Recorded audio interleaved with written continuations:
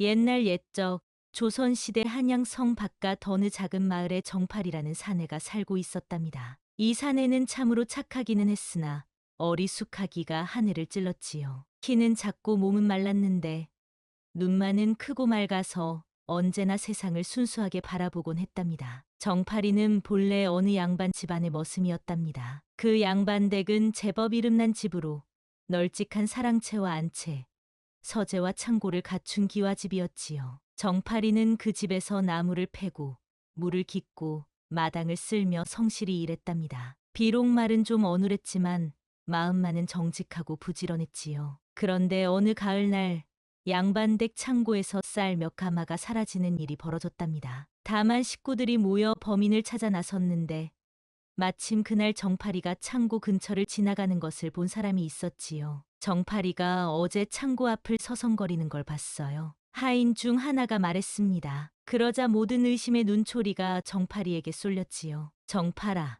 정말 내가 한 일이 아니냐? 주인 양반이 호통을 쳤습니다. 정팔이는 손을 내저으며 말했답니다. 아니옵니다. 나리, 저는 정말 그런 일 하지 않았사옵니다. 하지만 아무도 믿어주지 않았답니다. 다른 증거는 없었지만 정팔이가 그 근처에 있었다는 것만으로도 충분했지요. 양반은 화를 내며 말했습니다. 당장 이 집에서 나가거라. 도둑놈을 어찌 두겠느냐? 정팔이는 억울했지만 어쩔 수 없었답니다. 그렇게 그는 그 집에서 쫓겨나 떠돌이 신세가 되었지요. 가진 것이라고는 낡은 옷가지, 몇 벌과 조그만 보따리가 전부였답니다. 마을에서 정팔이를 맞아주는 사람은 아무도 없었답니다. 이미 도둑이라는 소문이 퍼져 있었거든요. 사람들은 정팔이를 보면 쑥덕거리며 피했지요. 저게 그 도둑놈이구나. 저런 놈을 믿을 수 있나? 정팔이는 어쩔 수 없이 마을 끝자락에 있는 허름한 토담집 한 칸을 얻어 홀로 지냈답니다. 그 집은 반쯤 무너져가는 것으로 지붕에는 구멍이 나서 비가 오면 물이 뚝뚝 떨어졌지요. 문짝은 오래되어 삐걱거렸고 바람이 불면 온몸이 떨려왔답니다. 정팔이는 마을에서 품팔이를 구하려 했지만 쉽지 않았답니다. 그의 손재주는 영 형편없었거든요. 바느질을 배우러 가면 바늘을 자꾸 부러뜨렸고 목수 일을 도우려 하면 나무를 잘못 재어 낭비를 만들었지요. 아이고, 정팔이 너는 왜 이리 서투르냐? 차라리 혼자 하는 게 나겠다. 사람들의 핀잔을 들을 때마다 정팔이는 고개를 떨구고 말았답니다. 어쩌다 장에 심부름을 가라고 하면 정팔이는 길을 잃곤 했지요. 똑같은 길을 몇 번 걸어봤는데도 자꾸 헷갈렸답니다. 해가 저물도록 헤매다가 빈손으로 돌아오는 일이 한두 번이 아니었지요. 술집에서 일을 도와달라고 해서 갔더니 정팔이는 술병을 깨트리고 안주 그릇을 엎질렀답니다. 주인은 화가 나서 빗자루로 정팔이를 쫓아냈지요. 이 바보 같은 놈아, 다시는 오지 마라. 그렇게 매번 쫓겨나고 욕먹고 외면당하며 정팔이는 하루하루를 보냈답니다. 때로는 하루 종일 굶기도 했고 때로는 남이 버린 나물줄기라도 주워서 죽을 끓여 먹곤 했지요. 그래도 정팔이는 원망하지 않았답니다. 내가 둔해서 그런 거지 뭐. 언젠가는 쓸모 있는 사람이 될 수 있겠지. 그렇게 혼잣말을 하며 스스로를 다독였답니다. 어느 따뜻한 봄날이었습니다. 정팔이는 벌써 3일째 굶고 있었지요. 마을 이곳저곳을 돌아다니며 일을 구해보려 했지만 모두들 고개를 저었답니다. 정팔이야, 내가 할 수 있는 일이 있겠냐?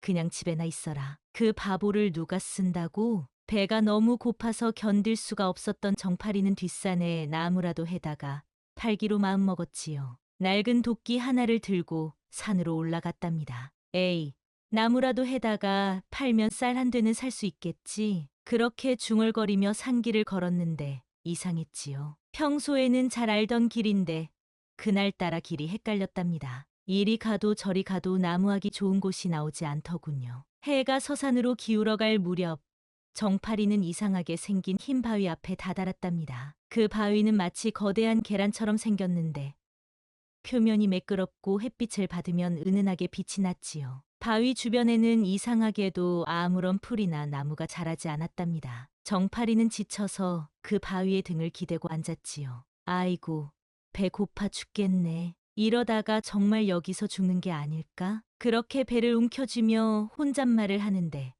갑자기 머리가 어지러웠답니다. 굶주림과 피로가 겹쳐서 그만 기절하고 말았지요. 꿈속에서 정파리는 수염이 하얀 노인을 만났답니다. 그 노인은 흰옷을 입고 있었는데 옷감이 마치 안개처럼 흔들렸지요. 얼굴은 자상해 보였고 눈빛은 깊고 맑았답니다. 정파리야. 노인이 정파리의 이름을 부르자 정파리는 놀라면서도 대답했답니다. 예, 할아버지. 저를 어떻게 아시나요? 하하. 나는 모든 것을 다 안다네. 너의 지난 일들도 내가 겪은 고생도 말이야. 노인은 정파리를 따뜻하게 바라보며 계속 말했지요. 너는 참 착한 마음을 가졌구나. 억울한 일을 당해도 원망하지 않고 어려움 속에서도 남 탓하지 않는구나. 정파리는 쑥스러워하며 말했답니다. 저는 그냥 제가 부족해서 그런 일들이 생기는 거라고 생각했어요. 호호. 그런 마음가짐이 바로 내 장점이란다. 그런 내게 이제 시험을 하나 내어보겠다. 노인의 표정이 진지해졌습니다. 정파리야, 산짐승의 고통을 내가 대신 짊어질 수 있겠느냐? 그러하면 너에게 복이 있을 것이다. 정파리는 무슨 말인지 정확히 알지는 못했지만 선뜻 대답했답니다. 저는 제가 도울 수 있는 일이라면 뭐든지 하겠습니다. 저도 고통받을 줄 아니까 다른 존재의 아픔을 외면할 수는 없어요. 노인은 만족스럽게 미소 지으며 천천히 사라져 갔고 정파리는 그제야 정신을 차렸답니다. 눈을 뜨니 해는 이미 저물고 있었고 어둠이 산을 덮어가고 있었지요. 정파리는 얼른 일어나 집으로 돌아가려 했는데 그때였습니다. 으르렁. 어디선가 낮고 무거운 소리가 들려왔지요. 정파리의 등에 식은땀이 흘렀답니다. 호랑이였습니다.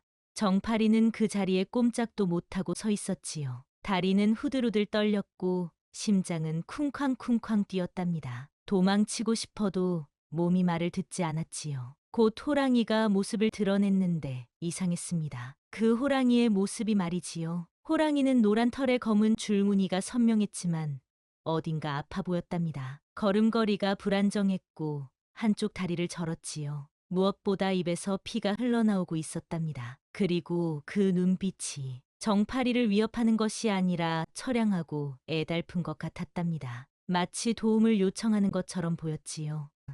어? 정파리는 처음에는 무서웠지만 점점 호랑이가 불쌍해 보였답니다. 꿈속에서 노인이 한 말이 떠올랐지요. 산짐승의 고통을 내가 대신 짊어질 수 있겠느냐? 정파리는 두려움을 애써 누르고 조금씩 호랑이에게 다가갔답니다. 호랑이님, 많이 아프신가 보네요.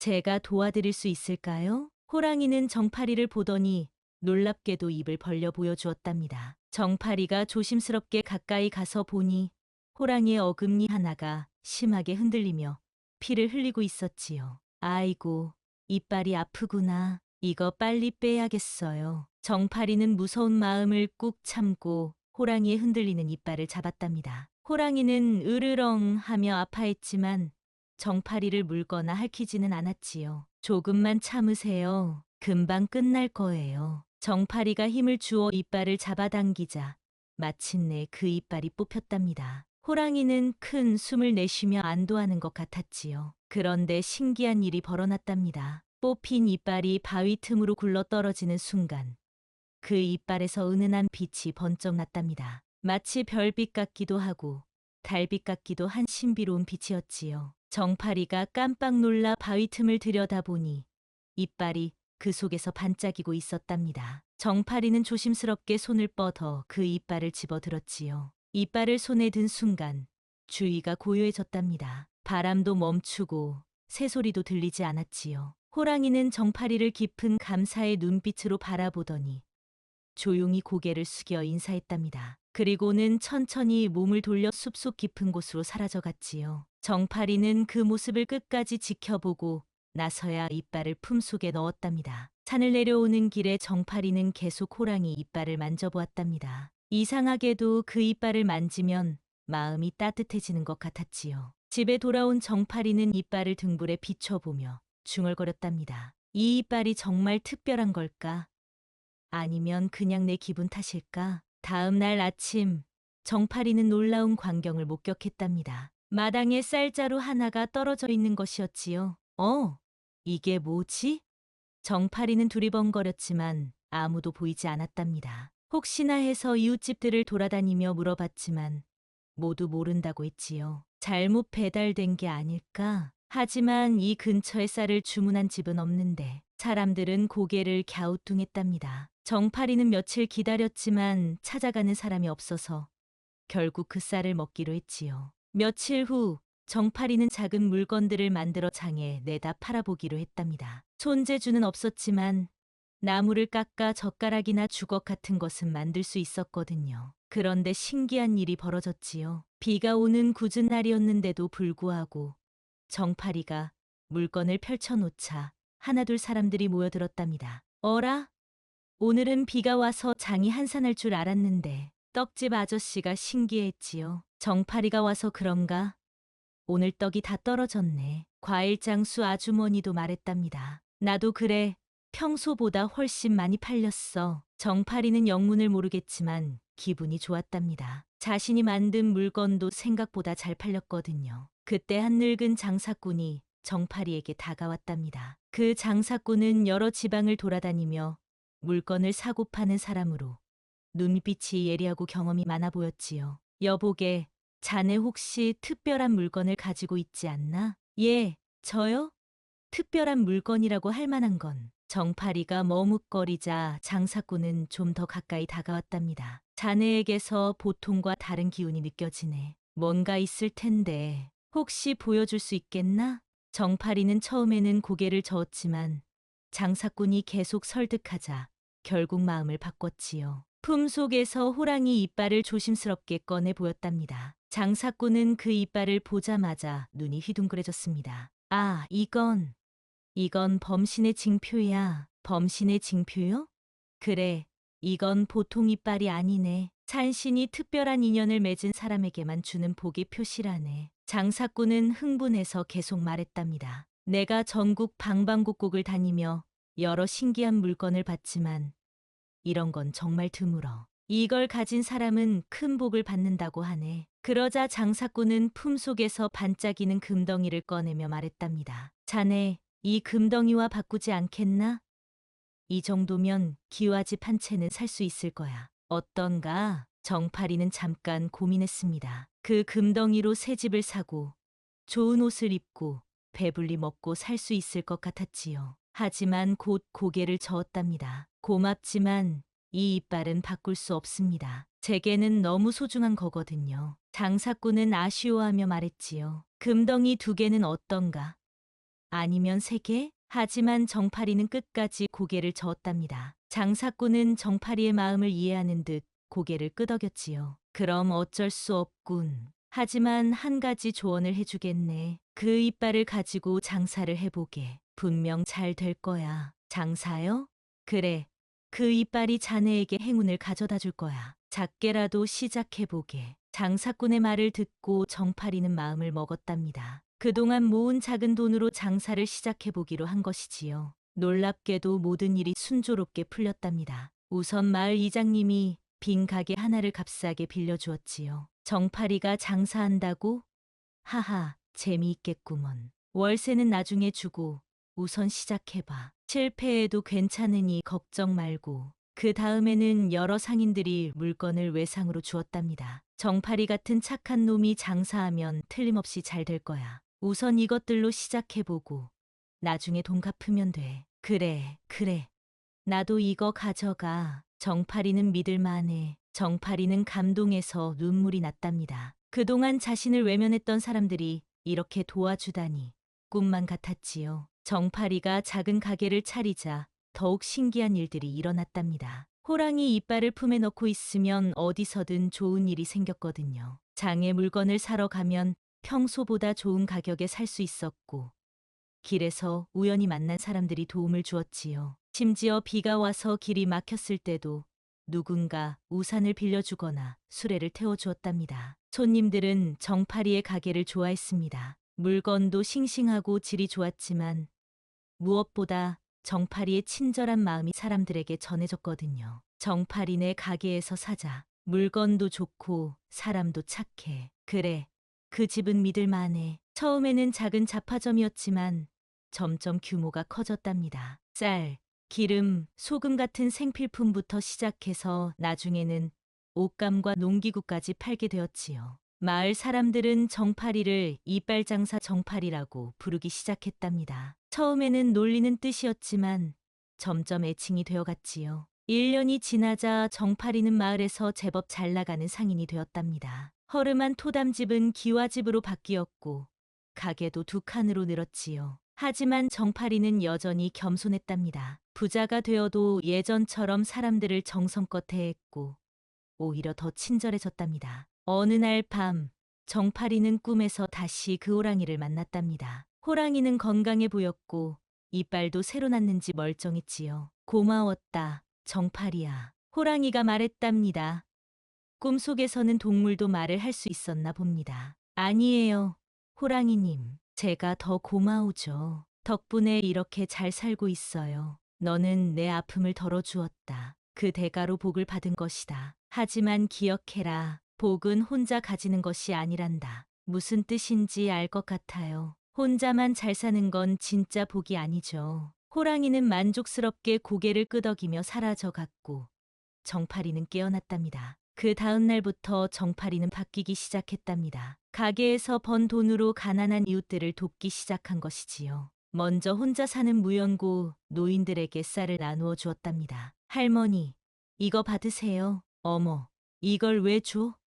돈도 안 받고 그냥 드리는 거예요. 제가 받은 복을 나누는 거죠. 과부댁 아이들에게는 새 옷을 해주었습니다. 추위에 떨고 있는 거지 아이들을 보면 데려와서 따뜻한 밥을 먹이고 씻겨주었지요. 병든 사람이 있으면 약값을 대신 내주었습니다. 집이 무너진 사람에게는 목재를 제공했고 농사질 땅이 없는 사람에게는 씨앗을 나누어 주었답니다. 처음에는 마을 사람들이 의아해했답니다. 정파리가 저러다 망하는 거 아니야? 돈을 물 쓰듯 하네. 이상해. 하지만 신기하게도 정파리의 가게는 더욱 번창했답니다. 그가 남을 도울수록 더 많은 손님이 찾아왔고 더 큰 복이 따라왔지요. 마을에는 점점 웃음소리가 늘어갔답니다. 삶이 힘든 사람들에게 희망이 생겼거든요. 서로 돕는 분위기도 생겼지요. 우리도 정파리처럼 남을 도와야겠어. 그래, 받은 것만큼은 남에게도 나누어 주자. 이웃끼리 서로 안부를 묻고 어려운 일이 있으면 함께 해결하려 했답니다. 마을 전체가 따뜻해졌지요. 어느 늙은 선비가 말했답니다. 정파리를 보니 진정한 군자가 무엇인지 알겠구먼. 덕을 베풀 줄 아니 복이 따르는 거로다. 그 사람 참 복 받을 만하네. 혼자 잘 살려고 하지 않으니까. 정파리는 이런 칭찬을 들을 때마다 쑥스러워했답니다. 제가 뭘 대단한 일을 했다고요. 그냥 받은 복을 나누는 것뿐인데요. 아니야, 정파라. 나누는 게 어디 쉬운 일인가? 내 마음씨가 고운 거지. 마을 이장님이 말했답니다. 처음에는 내가 그저 어리숙한 줄로만 알았는데 알고 보니 마음이 가장 넓구나. 몇 년이 흘러 정파리는 마을의 어르신이 되었답니다. 그의 가게는 이제 여러 개가 되었고 많은 사람을 고용했지요. 하지만 그는 여전히 소박했답니다. 정파리가 고용한 사람들도 모두 마을의 가난한 사람들이었답니다. 앞을 못 보는 할아버지에게는 가게 앞에서 물건을 지키는 일을 맡겼고 다리를 절며 걷는 청년에게는 장부를 관리하는 일을 주었지요. 정파리 덕분에 우리가 이렇게 먹고 살 수 있어. 그분은 정말 우리 마을의 복이야. 사람들은 정파리에게 고마워했답니다. 어느 가을날 정파리는 오랜만에 그 옛날 호랑이를 만났던 산길을 걸었답니다. 그곳에 가면 마음이 편안해졌거든요. 흰 바위는 그대로 있었지요. 정파리는 그 바위에 앉아 하늘을 바라보며 지난 날을 떠올렸답니다. 그때 내가 호랑이를 도와주지 않았다면 어떻게 되었을까? 정파리는 품속에서 호랑이 이빨을 꺼냈답니다. 여전히 하얗고 단단했지만 예전처럼 신비한 빛은 나지 않았지요. 그래도 고마워. 호랑이님의 이빨아. 너 덕분에 많은 걸 배웠어. 정파리는 이빨을 하늘을 향해 치켜들었답니다. 햇빛에 비친 이빨이 잠깐 반짝였지요. 이제 이 복은 모두 나눈 셈이구먼. 됐다. 아주 잘 됐다. 정파리는 만족스럽게 웃었답니다. 그의 얼굴에는 평화로운 미소가 떠 있었지요. 그때 어디선가 따뜻한 바람이 불어왔습니다. 나무잎들이 바스락거리며 춤을 추는 것 같았지요. 마치 누군가 잘했다고 말해주는 것 같았답니다. 정파리는 이빨을 다시 품속에 넣고 천천히 집으로 돌아갔답니다. 마을 어귀에서 만난 아이들이 정파리 할아버지 하며 반갑게 달려왔지요. 할아버지, 오늘도 산에 다녀오셨어요? 응, 그래. 너희는 뭐 하고 놀았니? 저희는 할아버지가 해주신 이야기 놀이했어요. 아이들의 맑은 웃음소리가 마을에 울려 퍼졌답니다. 우리 마을에 정파리 할아버지 같은 분이 계셔서 참 좋아요. 한 아이가 말했습니다. 할아버지는 어떻게 그렇게 착해요? 정파리는 아이의 머리를 쓰다듬어 주며 말했답니다. 착한 게 아니야. 그냥 받은 걸 나누는 거지. 너희들도 크면 그렇게 하렴. 네, 저도 할아버지처럼 될래요. 해가 저물어가는 저녁, 정파리는 자신의 가게 앞에 앉아 마을을 바라봤답니다. 곳곳에서 들려오는 웃음소리, 서로 안부를 묻는 따뜻한 목소리들. 호랑이님 말이 맞았구나. 복은 혼자 가지는 게 아니라 나누는 거였어. 정파리는 그렇게 생각하며 호랑이 이빨이 있는 가슴을 가만히 쓸어보았답니다. 이빨은 더 이상 신비한 빛을 내지 않았지만 정파리의 마음은 더욱 따뜻하게 빛나고 있었지요. 그날 밤, 정파리는 다시 한번 호랑이를 꿈에서 만났답니다. 정파리야, 내가 참 자랑스럽다. 고맙습니다. 호랑이님, 님께서 가르쳐 주신 대로 살았어요. 너는 이제 진정한 복이 무엇인지 깨달았구나. 혼자 가지는 것이 아니라 나누는 것이 복이라는 걸 말이야. 네, 이제 알겠어요. 제가 행복한 이유는 다른 사람들도 함께 행복하기 때문이에요. 호랑이는 크게 웃으며 말했답니다. 그래, 바로 그거야. 내 마음속에 이미 가장 큰 복이 있다. 그 후로 정파리는 오래오래 마을 사람들의 든든한 버팀목이 되어 주었답니다. 그가 세상을 떠날 때쯤에는 온 마을 사람들이 모여 그를 그리워했지요. 정파리 할아버지 같은 분은 다시 없을 거야. 그분 덕에 우리가 이렇게 정답게 살았지. 그분의 마음씨를 우리도 이어가야 해. 정파리의 무덤 옆에는 누군가 작은 하얀 돌을 올려놓았답니다. 호랑이 이빨처럼 생긴 그 돌은 햇빛에 반짝이며 그의 선한 일생을 기리는 것 같았지요. 그리고 마을 사람들은 대대로 이 이야기를 전해 내려왔답니다. 착한 마음으로 남을 도우면 복이 따라온다는 것. 그리고 그 복은 혼자 가지는 것이 아니라 다른 사람과 나누는 것이라는 교훈과 함께 말입니다. 지금도 그 마을 어디선가는 정파리의 이야기가 전해지고 있을 겁니다. 그리고 누군가는 그 이야기를 듣고 작은 친절을 베풀게 되겠지요. 정파리의 선한 마음이 계속 이어져 내려가듯이 말입니다. 여러분도 기억하세요. 때로는 작은 친절 하나가 큰 복을 가져올 수 있다는 것을.